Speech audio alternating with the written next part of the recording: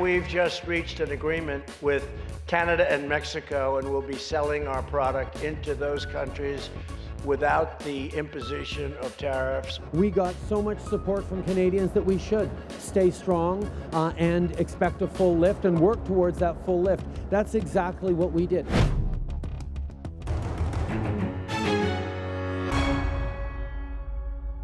Canada and the U.S. have struck a deal to drop all steel and aluminum tariffs on both sides of the border. A joint statement from the Trump administration and the Trudeau government says the punitive tariffs that have loomed over ratification of the new NAFTA will be gone within the next 48 hours. And Canada has agreed to drop its legal action against the U.S. at the WTO. So after months of President Trump touting the tariffs for their effectiveness, what changed? The CBC's Katie Simpson has been on this story since the very beginning. She joins me now from Toronto. Hey, Katie. Hi, Beshi. Walk us through what happened behind the scenes. It's been a very intense time for the Canadian government and for the Trump administration because there's been a flurry of phone calls, high-level meetings, and really lobbying by both sides to try to get to an end here.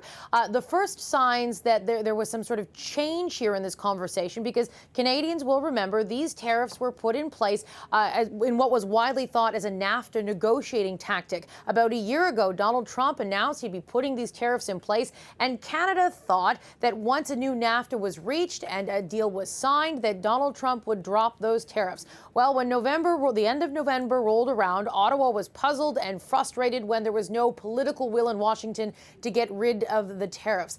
That has significantly changed. And what I'm being told by sources with direct knowledge of the situation is that Donald Trump behind the scenes is getting quite antsy. He's looking for some sort of win on trade, specifically because right now things are not going very well when it comes to trade deals with China and those talks between the United States and China. During two high-profile phone calls last week, Justin Trudeau leaned into that, leaned into any insecurities that Donald Trump may have had to say, listen, Canada is your ally. We want to ratify NAFTA. But as Donald Trump and the Trump administration was well aware, Canada was quietly threatening to not ratify NAFTA, not ratify that new trade agreement with the U.S. and Mexico unless the tariffs on steel and aluminum were lifted. That sort of pressure, that sort of delivering that message finally seemed to resonate. Donald Trump is very keen to move forward with the new USMCA deal, is what they call it in the United States. And as we heard from him today, that is what he is now looking forward to. And hopefully Congress will approve the USMCA quickly.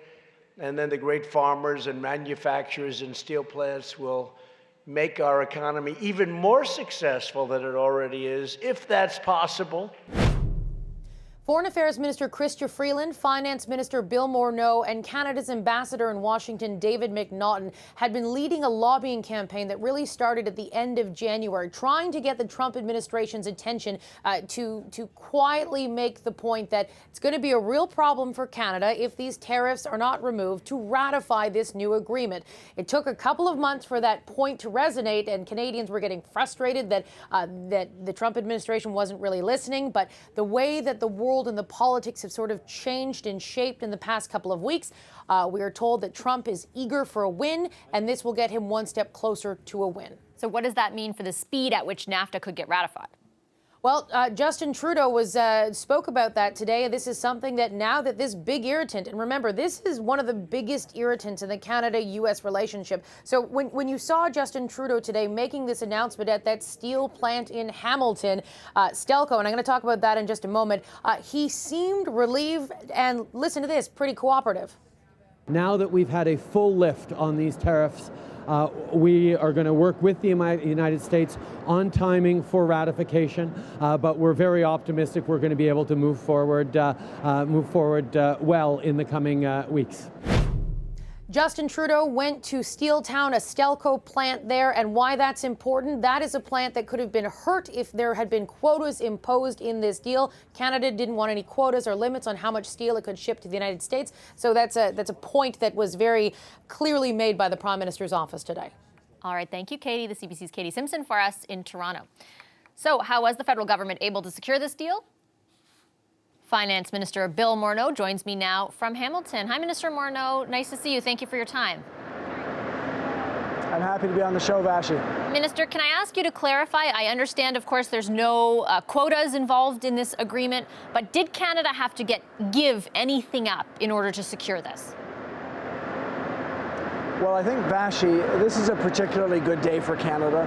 We've come to an agreement that completely removes these tariffs on our steel and aluminum, completely removes them. And we did that without any sort of giving up of anything, just through a series of discussions with the Americans. It's been going on for a long time. And really, I would say a breakthrough last week with the calls that the Prime Minister made to the President, where we advocated on behalf of complete removal of these tariffs, and we were able to move forward and get that done. So there's no concessions whatsoever from your viewpoint. It's just that there's an agreement to do a different kind of tracking, essentially. I just want to make sure our viewers are clear. There was no agreement of any sort of conditions on this. I mean, what we're saying is it's important for us to make sure that we track steel coming into our markets and that we have a system that works. But we've completely eliminated these tariffs, and we've done it in a way that ensures that, producers of steel and the people that use steel and aluminum, they are now in a situation where they're back to an appropriate market-based approach. It's really good news, Vashi, and it's a product of a long period of discussions, some of which you've heard about, some of which you haven't. But we made a real difference in our relationship with the United States, and today's an important proof point in that relationship. If that tracking ends up being particularly burdensome for exporters, is there any government help in the cards for them? Well, Vashi, we'll always want to make sure that we do things in a way that recognizes any issues. But I think it's important to step back. We've not committed to doing anything that isn't exactly what we'd want to be doing under any scenario. We want to make sure that we protect our producers from, surges of steel from other countries coming to our shores. So there's nothing here that was a compromise. This is an agreement that's a win. It's a win in all fronts, and it's something that enables us to continue to move forward in a very positive way in our relationship with the United States and with Mexico. Minister, now that the tariffs are removed, what happens to the safeguards? I think, Vashi, that's an important point for us to consider, because we've said that we do need to recognize that because of the American approach to tariffs on other countries, there can still be steel that gets diverted into our market. So we're going to look carefully at that. We've been considering how we ensure that we protect our market from surges from other places. So that's ongoing work. We'll need to do that, because in order to make sure the market stays appropriate, given the world that we live in, we need to have eyes wide open to those sort of challenges. We're working on that. But why, if the American situation has changed so drastically now and the way in which they control imports has changed so much, why would those safeguards still be necessary? Well, what the Americans have done, of course, is they've put these tariffs on multiple countries. What they've now today agreed with us is not to have them on the United States, on Canada or Mexico. That's extremely positive for us in working together with the United States, and for that matter with Mexico. But it could still be the case that we get surges of steel coming from a third country that can't send their steel to the United States. That's why we need to make sure that we have a system that works, and that's why we're going to ensure that we look at appropriately monitoring and protecting our market from inappropriate actions from steel manufacturers around the world. That's work that we need to do under any scenario. But again, I want to come back to this. This is really it's a very good news story for our market. I was in a position as finance minister where I was trying to manage a system that frankly was very difficult to manage. We're taking our tariffs off those U.S. goods. They're taking theirs off ours. It means that businesses can be much more able to actually figure out where to make investments without inappropriate tariffs causing barriers. It's very positive news for those individuals. It's also good news for our economy. I think it will help businesses to be more confident that we're in a stable position between Canada and the United States. Speaking of businesses and certainty, the Minister Freeland had spoken often over the past few months about how the continuation of these tariffs might prevent the ratification of the new USMCA or CUSMCA or the new NAFTA, as we like to call it here. Right. Does this now open up the door to ratification, and if so, how soon can Canadians expect that? I think that this was, from our standpoint, an important step towards ratification. It was an important step for Canada, it was important for Mexico, so we are both feeling that we've made significant progress. Now, of course, the United States needs to go through their process. Our sense is that this is helpful for them as well in moving forward, but I think we need to continue to be helpful, get that process through, and I think watching that with this one less barrier to completion is a positive all the way around. Particularly, though, I mean, in the Canadian context, will Parliament ratify this deal before the House rises? You know, Vashi, we haven't actually looked at our parliamentary schedule, but this was the barrier from our standpoint. We negotiated and we got to an agreement on the new NAFTA that makes sense. The Americans obviously have to go through their ratification process. Ours is much more straightforward than theirs. We'll have to lay it out and decide exactly what the appropriate way forward is. This is no longer a barrier, so we have a path from our perspective that makes sense. And just quickly before I let you go, you touched a few minutes ago on the idea of what the breakthrough was here. I think a lot of Canadians will note that the president had spoke so often over the past year about how the kind of utility he saw in these tariffs. This is a big departure from that. We had the Mexican Secretary of the Economy as well as the chief negotiator for Mexico on the show this week.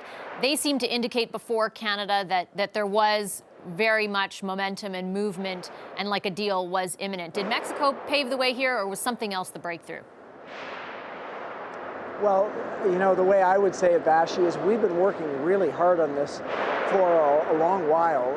Certainly my colleague Christy Freeland has had meetings. I've had a number of meetings, many phone calls on this very subject over a period of months and months and months. So we were laying the groundwork for getting to this position. We talked about the importance of moving away from the tariffs in totality. There were some conservative politicians that wanted to compromise. We didn't think that was the right way to go. So last week, the Prime Minister and the President speaking twice, that really was the breakthrough moment. I mean, the Prime Minister pushed forward on the agenda saying that we needed to move away from these tariffs in total. That would pave the way for the new NAFTA. And I've got to say that was absolutely instrumental. So we've gotten to a much better place. I think it shows the power of working together with our colleagues in the United States in a way that protects Canadians' interests, but is workmanlike in our way of getting things done. So really pleased to be where we're at, and it shows the effectiveness of that relationship between the Prime Minister and the President. Thank you, Minister Morneau. I appreciate your time this evening. That's Finance Minister Bill Morneau from him. Thank you. We did make the commitment to work with the United States on watching how the industry is evolving and making sure that we're not becoming victims of global pressures on our steel industry. But that's something that, quite honestly, our steel workers have been asking for too. Welcome back. Canada and the U.S. have struck a deal to drop steel and aluminum tariffs on both sides of the borders. While no quotas are attached to the deal, the two countries did agree to monitor surges in products made with steel that is, quote, melted and poured in North America separately from products that are not. Could that mean a quota by another name? Meredith Lilly is a former trade advisor to Prime Minister Stephen Harper and a professor at the Norman Paterson School of International Affairs. Sarah Goldfeder is a principal at Earnscliffe Strategy Group and former special assistant to two U.S. ambassadors to Canada, and they're both with me in studio. Hi to both of you. Nice to see you. Let me start right off with that question. Is this totally concession-free, Professor Lilly? No, it's my view that it's not. First, let me say I think it is generally a good thing. It's a good day for Canada, especially when the tariffs are actually removed. But there's language in the statement that's been released that suggests that perhaps we sort of have quota by another name. And so I think most problematic is the language that says that should there be any surge above historic levels from one exporting country into the importing country, so that would be Canada to the U.S. presumably, that the U.S., the importing country, would reserve the right to reimpose those tariffs. And so in some respects, I think that could be seen as quota by another name. And then the other piece is this sort of very potentially onerous tracing, and what will that look like and how will it be monitored? And that's another kind of angle related. Do you share the sort of viewpoint on surge and what that means? Absolutely. I mean, the language is quite vague right now. I'm sure it will be fleshed out in the days to come. We'll probably get more information next week on what a lot of these things mean.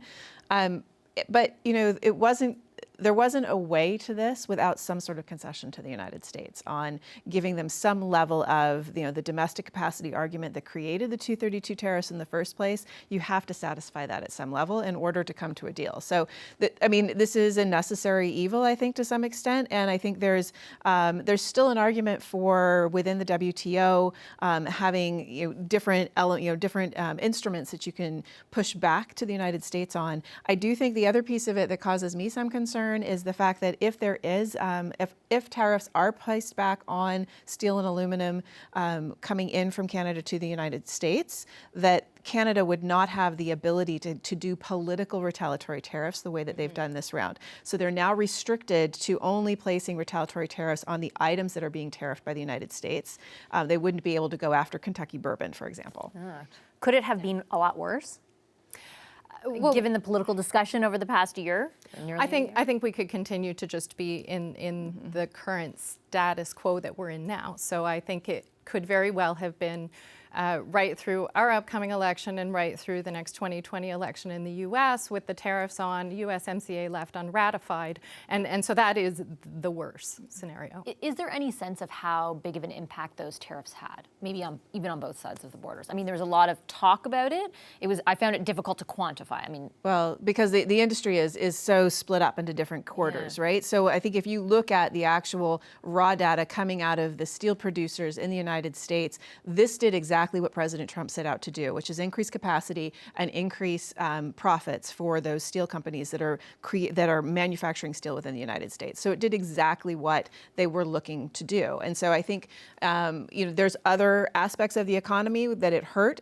So it's like you say, it's hard to quantify because it's all of these different silos of the industry that are not necessarily having receiving the same effects from the tariffs. What about the politics behind it? There's obviously a lot of discussion about how this came about, what changed, a lot of discussion that perhaps it was China and what was going on with China. What is the China factor in all this, do you think? Well, I think there's a lot going on with China. So certainly the fact that the U.S. really increased its trade war with China this week and walked away from the table around the trade negotiations between the U.S. and China definitely played into this. And I think that the requirements that are in the new Canada-U.S. statement indicating that we will sort of explore this perimeter approach, North American approach to both ensuring there isn't dumping of steel as well as enforcement mechanisms. All of that plays into ensuring that North America is sort of working together to stop primarily Chinese steel from being dumped. And the way that this is important is that because there's so many new tariff lines that have been added on the Chinese side into the U.S., Canada is an obvious place to try and divert and send product through Canada with a goal to trying to get it into the U.S. So we were going to have to do something on this anyway, and this very much, I think, positions us as working with the Americans against some of those interests in China. And what kind of message does that send, Sarah? To the Americans? Yeah, to the Americans. Well, I think one of the things that the Canadians, and the Canadians in the European Union and Japan as well and Korea as well have been saying for a long time to the United States, you don't have to go this alone. We're all here. We're suffering from the same policies within China. We're all on your side. You don't have to go this alone on China, but this is the way the administration has chosen to do it. They have a couple of issues because of that. One is the bandwidth issue. They need to kind of clear the decks to deal with the extent to which the Chinese trade issue has kind of become all-encompassing within the USTR office. But the other piece of that is, this is, for Canada to agree to a lot of these things. You also see the not really lifting, but the postponement of auto tariffs on the EU and Japan, which USTR is also looking to advance deals with the EU and with Japan. They've released negotiating objectives with both of those entities, and so there's a lot going on in the trade world in the administration. But they have to put China front and center, and if there's any way that Canada can be seen as an ally in that, I think it's good for Canada to do that, because it's not just good for its relationship with the United States. It's just writ large good for Canada. The other big sort of trade subject and associated with this is NAFTA and the new NAFTA. And at so many points have we been told they're totally separate, and then at other points we've been said, well, the ratification can't or shouldn't happen without the lifting of these tariffs. What does the lifting of these tariffs do you think, for the future of the new NAFTA? I think they're totally linked, and there's no coincidence here. So, but primarily this is an American issue. They need to figure out a way to get USMCA to the floor of Congress for a vote. And so this is clearly part of that, and trying to get support in the US in order to get a vote to pass.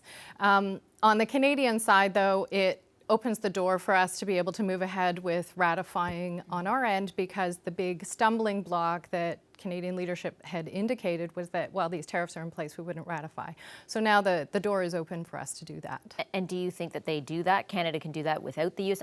I'll note that Mike Pence, the Vice President of the United States, is coming on May 30th, and explicitly it says, to get it ratified as soon as possible. But could Canada conceivably move forward well in advance of the U.S.? Because the domestic political situation seems more complicated there.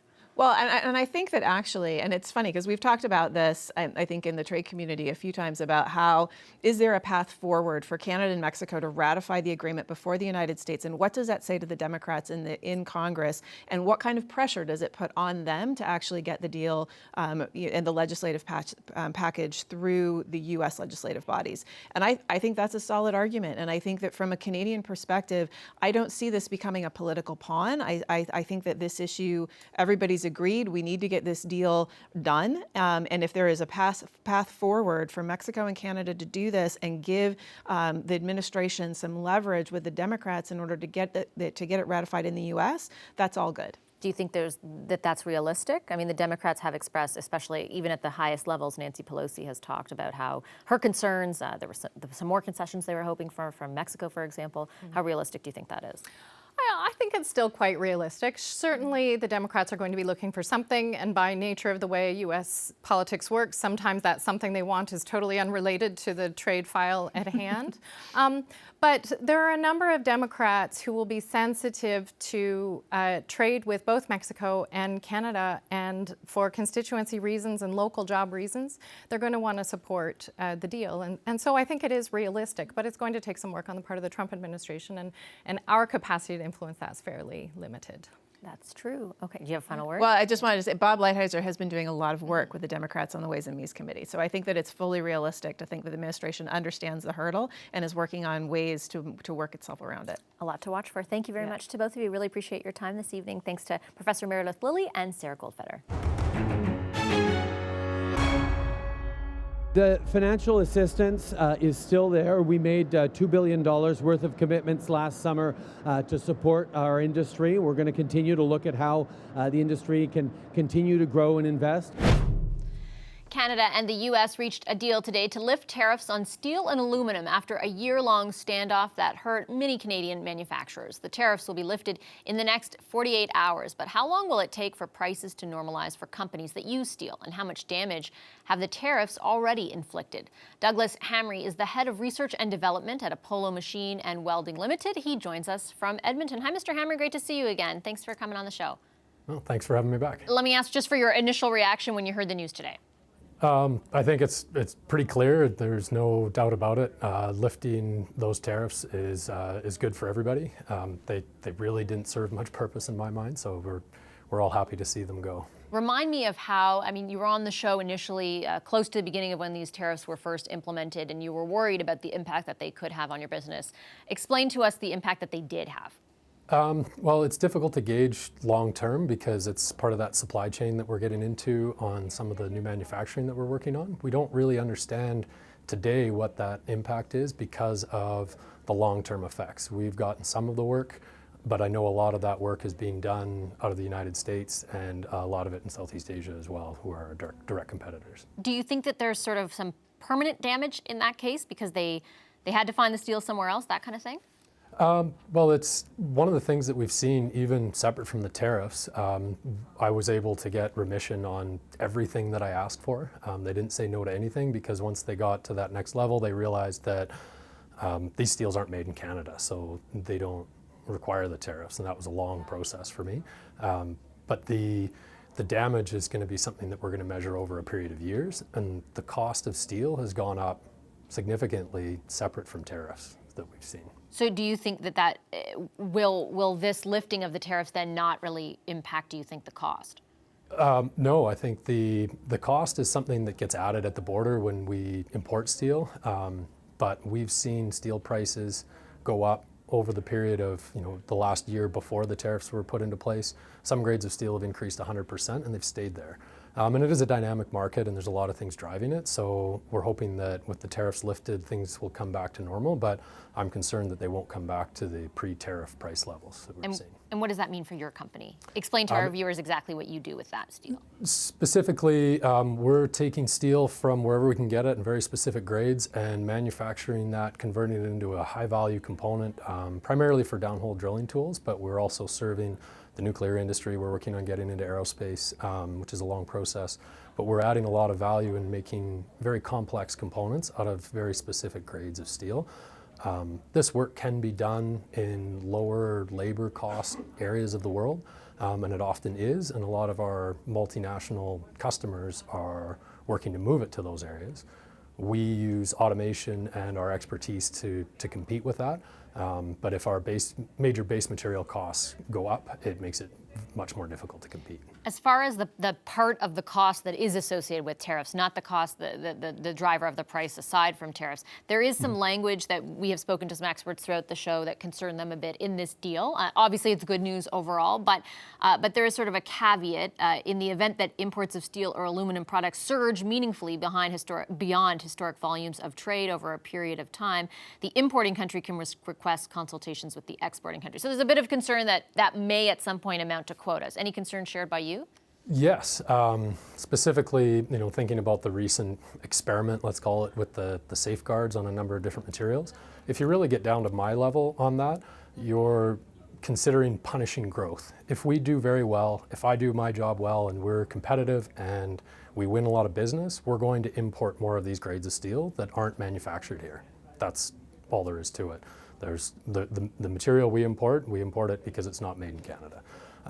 So if we succeed and we grow and other people in Canada that are doing similar things to us also grow, there will be an increase in imports. So where do you set that quota? There isn't really any good data to do that, and you run the risk of punishing success, really. Are you worried that the language is vague? Like those details that you just mentioned, like what that level might be, isn't spelled out? Absolutely. I'm an engineer and live in a world of specifications, and it has to be black and white. If there's a specification that's vague, that it's open to interpretation, and whoever reads it, or whoever's in power, or whoever is making a decision can interpret it in the way that they see fit, and that might not be the same way that I interpret it or somebody else. So it opens up risk for a business, and then that's anytime there's risk, that's that you can win work and think that you're being competitive, and then take a huge loss if your material costs change substantially. You mentioned those safeguards as well. Have they impacted your business? We were fortunate that the group of materials of energy tubulars was, although vague in the news level definition, when you get down into the details, it was not the tubular products that we use. So it was more of a line pipe things and things that are made in Canada that you can get here. From some friends of mine that own businesses that were affected by that in the pre-painted sheet. It was basically Russian roulette at the port because they have no control over when their material was imported and whether the quota was going to be reached or not, and whether they'd have to pay 25% tariffs or not. So it was a very trying time for small businesses that were succeeding that could have been punished and caused a huge loss as a result of the tariff. My understanding from the finance minister, we interviewed him earlier in the show, was that at this point there's going to be no change. I know they've only maintained 2 of them, but that there wouldn't be any change. Right, and for me personally, selfishly, and for my friend, the changes and the things that could have come forward that they decided not to move forward with, I think that was a very good idea to back away from that. I'm fortunate to not use any of the materials for those 2 that remain. So. Okay. Well, thank you very much for spending some time with us and sharing your insight. Really appreciate it, Mr. Hamry. That's Great. Thank Douglas you very much. Hamry, Head of Research and Development at Apollo Machine and Welding Limited. Hi, I'm Vashi Capellos, host of Power in Politics. See more of our show by subscribing to the CBC News channel or click the link for another video. Thanks for watching.